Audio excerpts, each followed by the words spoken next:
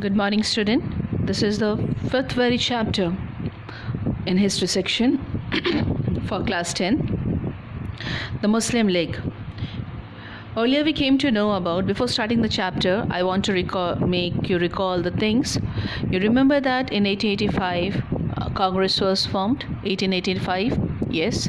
And then there was it was split into two groups, early nationalist and the assertive nationalist. Among them, in that group, few Muslims were also there. Okay, but slowly, because of the few of the British policy, that concession and suppression, giving concessions to the early nationalist, suppression to the assertive ones, and giving concessions to the Muslims. This way, they created differences between the Hindu and Muslim, and the result was the Muslim League. So we are going to deal with this chapter. Okay, now the growth of the communalism. The Hindu and Muslim had lived together in India for centuries. They had developed some common way of life. Since both of the communities were exploited by the British, they fought together during the First War of Independence in 1857. Such a unity between the two communities posed a danger to the British imperialism. The uprising of 1857 made the British realize that they had to divide the two communities in order to prolong their rule in India. It was clear that if they want to rule over India, they have to create differences between the two of this community.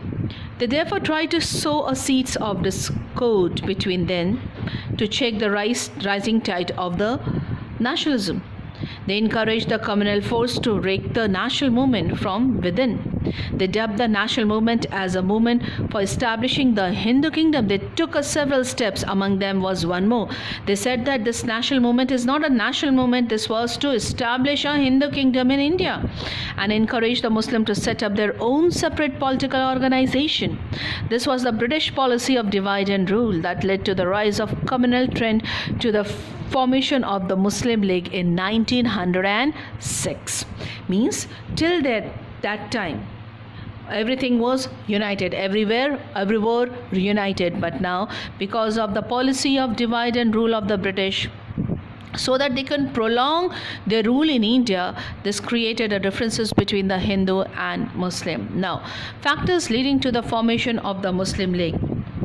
The following factors were responsible for the formation of the Muslim League. Loss of sovereignty by the Mughal rulers. You remember, the British established their supremacy in India by dethrowing the Mughal rulers who were followers of Islam. Therefore, the Muslim became bitter enemies of the British. They participated in the Vaibai movement, which aimed to end British domination in India. They also took part in the uprising of 1857. This made the British view them with suspicion. The British government consequently discriminated against the Muslims, holding them responsible for the uprising of 1857. However, after the 1870s, the British government changed its attitude and followed the policy of appeasing the Muslim in order to undermine the national movement. They sowed the seed of the dissension between the two communities and encourage the separatist and communal tendency. So you will see in this paragraph how they earlier view Muslims them with a suspicion, but slowly they started to have changed their attitude and follow the policy of appeasing the Muslim in order to undermine the national movement. Next point comes the British policy of divide and rule. As we have discussed above, after the First War of Independence in 1857, the British became apprehensive of the safety and stability of their empire in India. They saw the unity between the Hindu and Muslim and as a threat to them.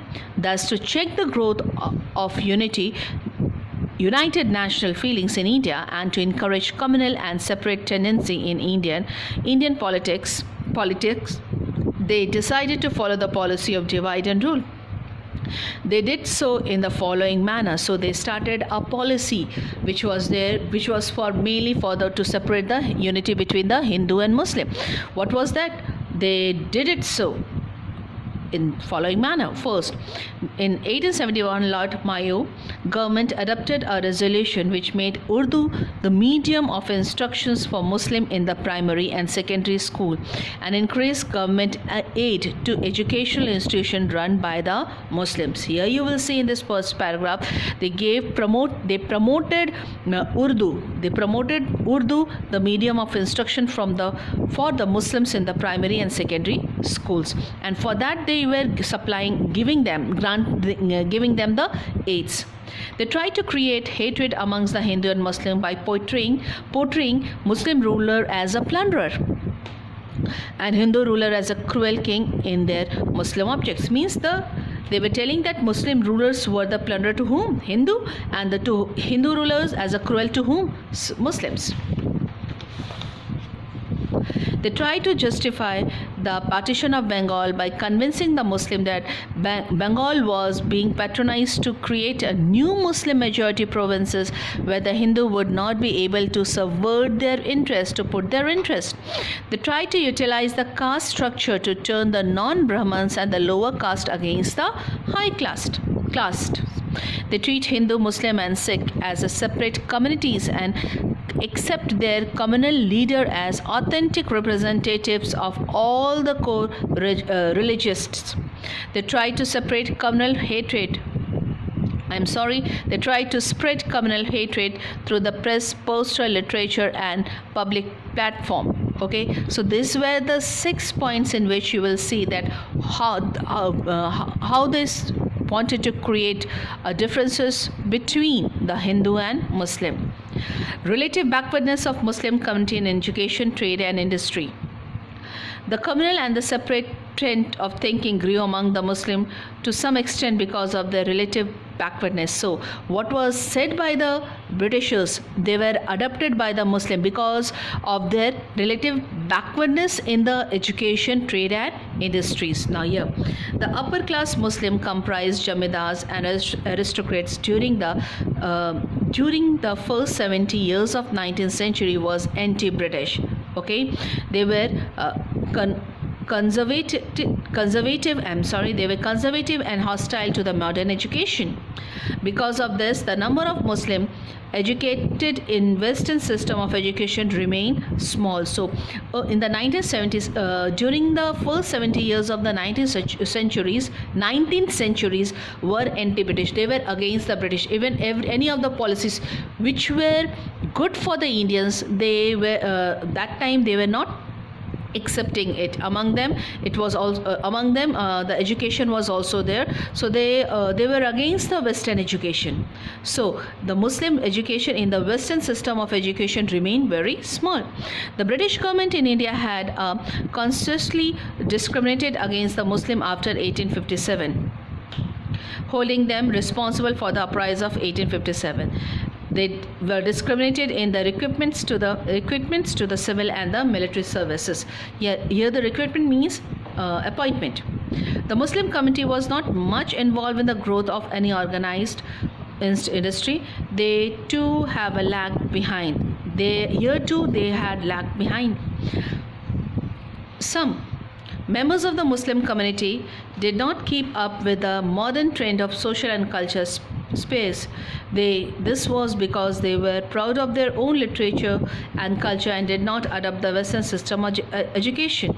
Many Hindus, on the other hand, adopted the Western system of education since the modern education was essential for entry into the government services. The Muslim had the disadvantages in this respect. Next comes the role of Sir Syed Ahmad Khan. I want you to go through it and make your own notes regarding this topic. Okay, thank you. Make a short notes, and any doubt, just call me.